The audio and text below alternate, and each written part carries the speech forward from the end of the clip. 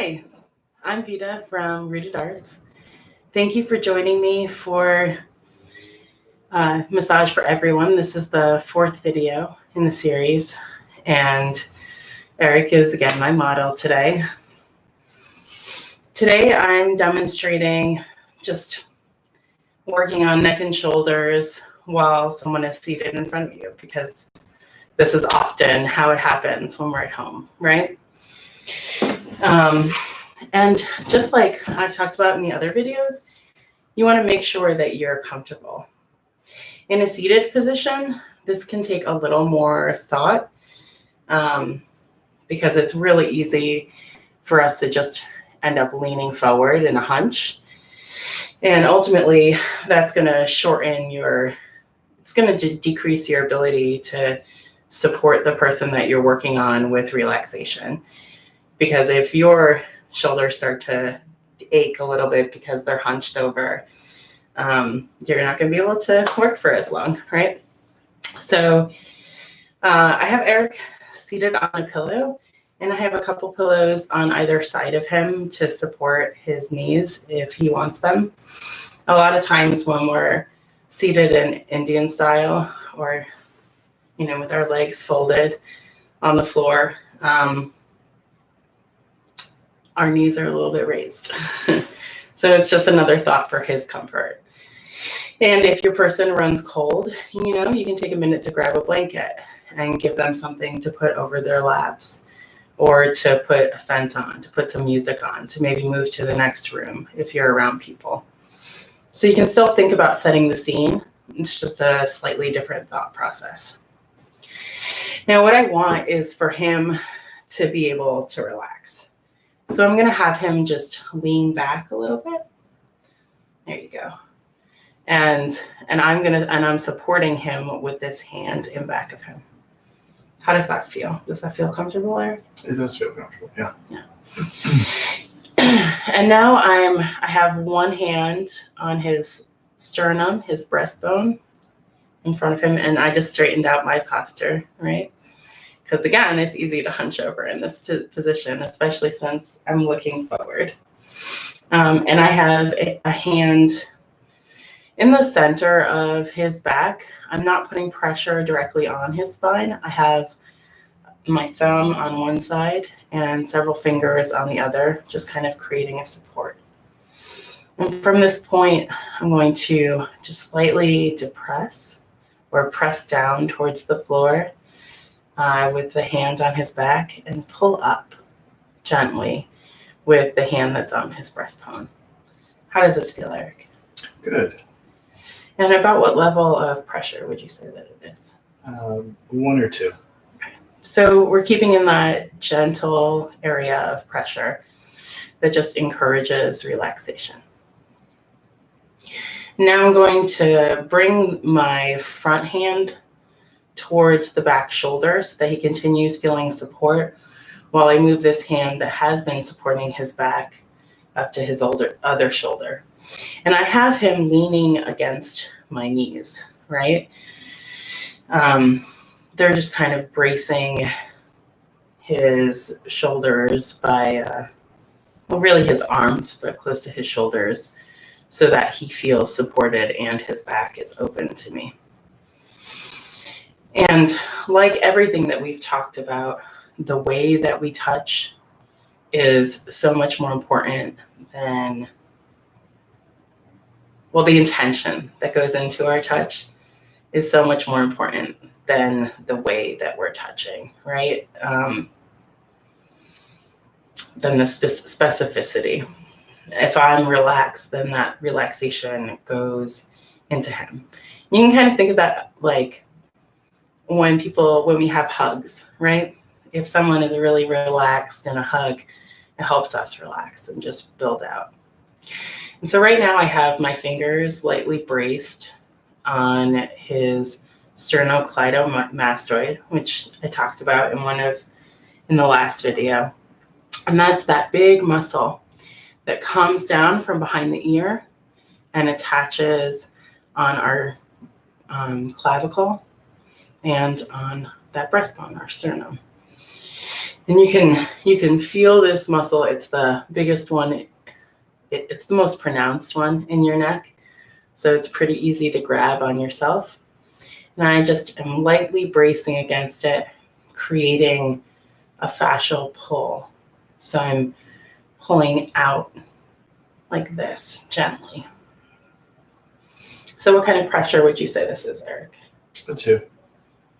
Right? So right in that nice, gentle range where I'm just not going to hurt him, because we have a lot of delicate structures in our neck. So we just want to be really careful being in that area.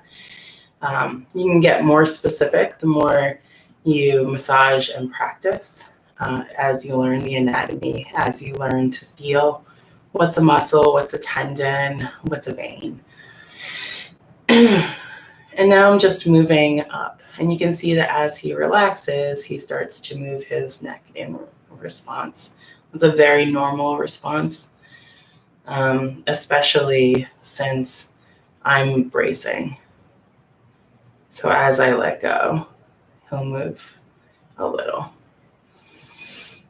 And you want to, because of that, move slow, right? It's like releasing the tension is like releasing a rubber band. You don't want it to snap back.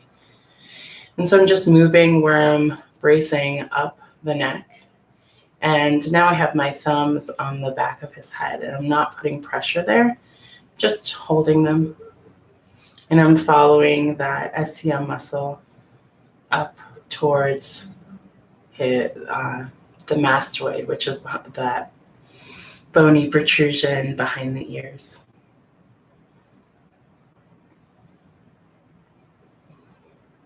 And now I'm on the mastoid with my fingertips and just lightly making circles. And I'm going to carry this through.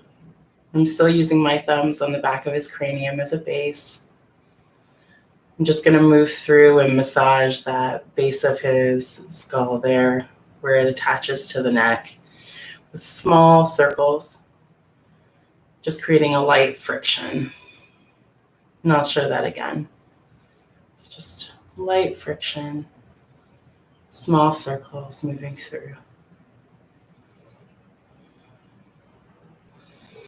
What pressure would you say that's at, Eric? 2, maybe 3. So to me, it feels like the same pressure, and you can notice, right, that what's the pressure feels like to me is not necessarily the same as what it feels like for Eric. And that'll be true with whoever you're working on, which is why it's really important to keep checking in, keep those lines of communication open. So I'm just doing a couple of passes on that base of his head, right in this area. And now I'm going to come up and put my hands on his forehead, and I'm putting my other hand at the base of his head in this kind of grippy way with my thumb and forefinger extended.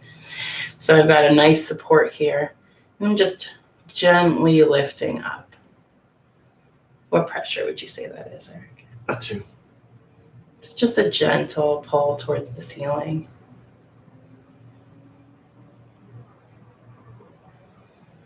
I'm allowing my hands to slide at the back of his head because it's doing it.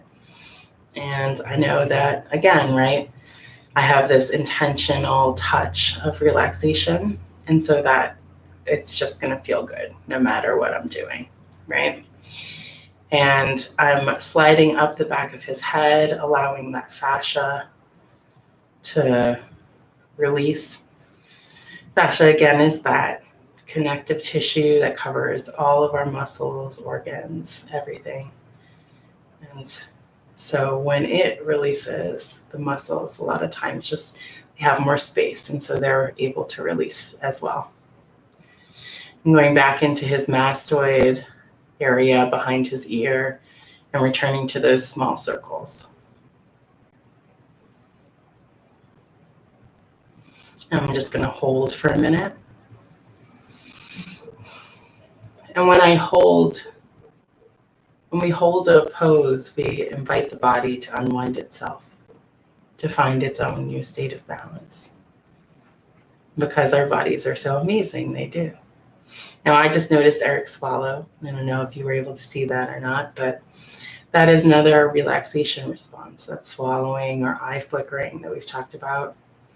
So even though it doesn't look like I'm doing very much, his body is responding, right? Okay.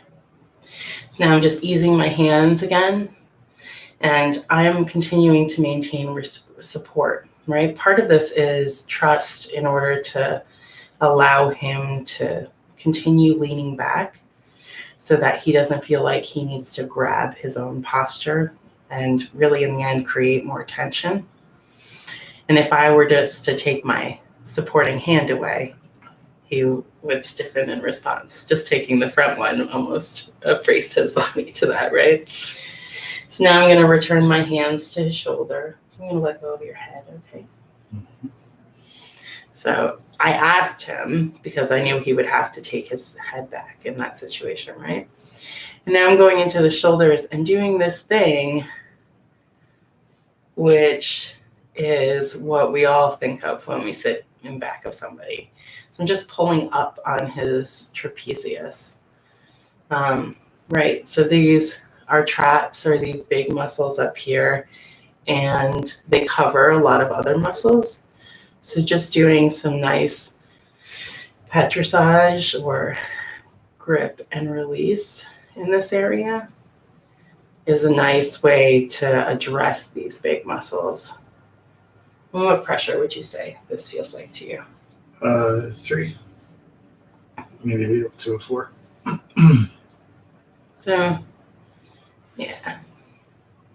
Still in that range of comfort. And now I am gently lifting his clavicle and releasing. Gently lifting and releasing. And he's leaning back a little more. And this will help support all of those muscles at the front of our neck that often get compressed when we do hunch over, and releasing. And just allowing that to move. And maybe you can see he's leaned back a little more into my leg, so I have a little more of his weight. And if the amount of weight that ends up on your legs in this position starts to feel like tension for you, go ahead and just ask the person that you're working on to lean forward so that you can adjust, right? Again, you want to make sure that you're staying comfortable, that you're staying relaxed. And just like when I was lifting on the back of his head, I want to lift and release in a slow way. We don't want that sudden snap to jolt someone out of what's happening. And I'm going to carry this along the line of his clavicle, pulling up and releasing, up and releasing, all the way out to his shoulders. Just allowing that to open. A lot of times our shoulders end up forward, right? So this is just reminding them that they have more space. And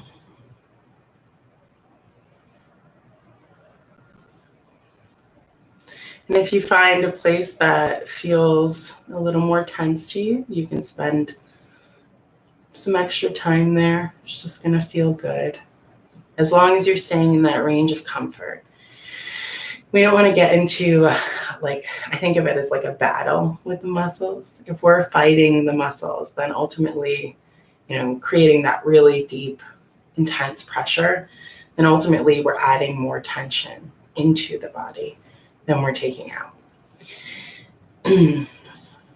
So I'm just using that light pressure and staying in this area of his shoulders as they continue to release and relax and to drop.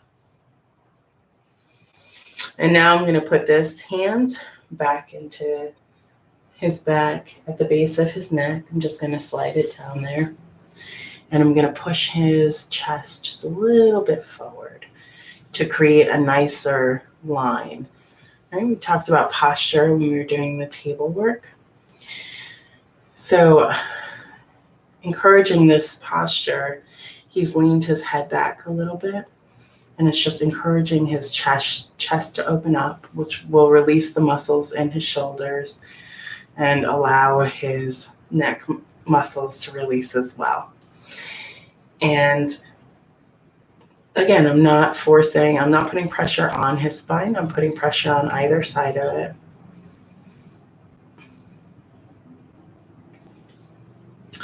Now I'm going to move this hand back up to the base of the cranium to support the head because it's leaned pretty far back. So the weight is mostly on me. And I'm bringing my hands up from the back to take it and to address more of the head. When we lean back like that towards the person that is working on us, kind of illustrates, it's like our body exposing itself, like which area could use more work. So I'm returning to that base of the head here, the base of our skull, just doing more of that circular friction, hitting those small circles. We have so many neck muscles and our muscles from our skull that attach in that area, but just massaging in there in small circles can feel really good. And since his face is exposed here, I'm going to continue supporting his head. I'm just palming the base in my hand without applying any pressure. And I'm gently putting my hand on his forehead and lifting towards me. What level of pressure would you say that is, Eric? 1 or 2. So very light, nice and relaxing. You can hear his voice is just relaxed. And it's just a gentle petting. And the hand that is supporting his skull is moving a little bit as well, just in response. I'm just following the muscles and feeling them. And then I'm going to have you sit up.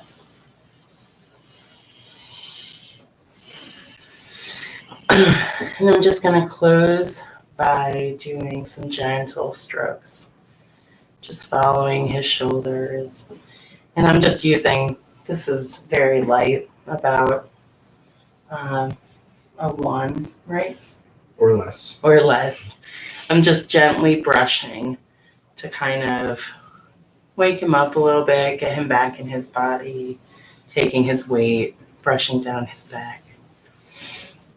Brush his hair a little bit. And it's just a soothing stroke. Thank you so much for joining me for this demonstration on massaging the neck and shoulders in a seated position. Next week, we'll be doing the neck and shoulders again, and this time we'll be doing it lying on the floor because that is another common way to work on each other at home. We'll be live again at 12:30 next Saturday, Eastern Standard Time. Hope to see you there.